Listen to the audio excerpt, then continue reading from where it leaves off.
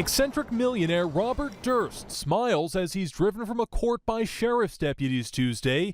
Durst spending a second day in a New Orleans courtroom, this time facing drug and gun charges. Police say they found a stash of marijuana and a handgun in his hotel room when he was arrested Saturday for the murder of former friend Susan Berman 15 years ago.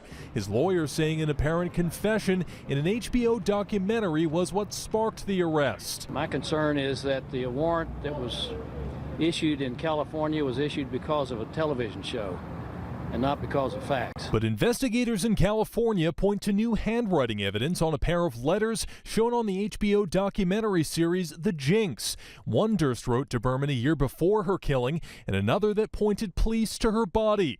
Prosecutors will argue the handwriting matches. It's an astonishing case. Professor Paul ROTHSTEIN of Georgetown University Law says Durst's bizarre behavior and involvement in the documentary could point to the possibility of an insanity plea. The guy must be a little bit mixed up mentally, a little bit publicity seeking to get himself into this kind of hot water.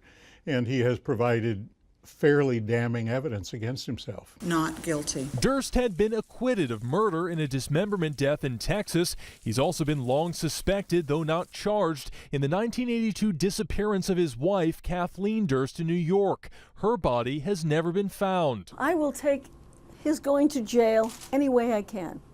I'm not fussy. He can only go to jail once. What I would like is for him to tell us on his deathbed, if he has to, where he put Kathy's body or pieces of it. It's unclear how soon Durst will be extradited to California. A New Orleans judge has scheduled another hearing for next week. Robert Bumstead, Associated Press.